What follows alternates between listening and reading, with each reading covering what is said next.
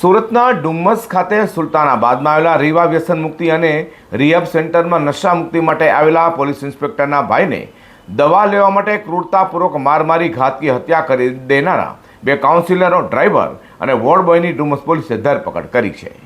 સુરત શહેરના ડુમ્મસ રોડ પર સુલતાનાબાદ ખાતે આવેલા રીવા વ્યસન મુક્તિ અને રિહેબ સેન્ટરમાં માનવતાને શર્મસાર કરતી અને કાયદો વ્યવસ્થાને પડકારતી એક હૃદયદ્વાર ઘટના સામે આવી છે। વ્યસન મુક્તિની સારવાર માટે આવેલા 32 વર્ષીય યુવક ધવલ જયંતિભાઈ રાઠોડની સંસ્થાના કાઉન્સિલરો અને ડ્રાઈવરે ભેગા મળીને કરપીણ હત્યા કરી નાખી છે। મૃતક ધવલભાઈ પોલીસ ઇન્સ્પેક્ટરના ભાઈ હતા। તેમ છતાં પણ આ નરાધમે જરા પણ ખોફ રાખ્યા વગર તેમને તાલિબાની સજા આપી મોતને ઘાટ ઉતારી દીધા છે। હાલ તો ડુમ્મસ પોલીસે તરત જ તપાસ હાથ ધરી ચારેય આરોપીઓ, જેમાં રીવા વ્યસન મુક્તિ અને રિહેબ સેન્ટરના બે કાઉન્સિલર જિગ્નેશ ભાસ્કર દેસાઈ, રોહન સાથે ડ્રાઈવર શૈલેષ અને વોર્ડ બોય દિલીપની ધરપકડ કરી સળિયા પાછળ ધકેલી દીધા હતા। ડુમ્મસ પોલીસ સ્ટેશન વિસ્તારમાં આવેલ પરિવર્તન ટ્રસ્ટ દ્વારા સંચાલિત રીવા રિહેબ સેન્ટરની અંદર તારીખ 1ના રોજ રાતના સમયે ધવલ રાઠોડ નામનો જે પેશન્ટ એડમિટ કરેલ હતો તેનું શંકાસ્પદ સંજોગોમાં મૃત્યુ થયેલ। સિવિલ હોસ્પિટલમાં તેને 108 દ્વારા લઈ જવાતા મૃત જાહેર કરેલ હતો।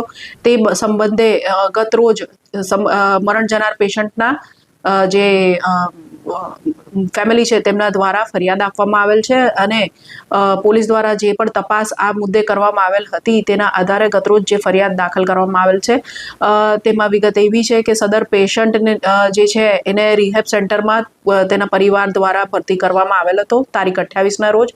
તારીખ 1ના રોજ રાતના લગભગ 9 વાગ્યા પછીના સમયે તેને તકલીફ પડતા એવું જે પ્રાથમિક રિહેબ સેન્ટર દ્વારા તેને 108માં બોલાવીને સિવિલ હોસ્પિટલ ખાતે લઈ જવામાં આવેલ હતો, જ્યાં તેને મૃત જાહેર કરવામાં આવેલ હતો।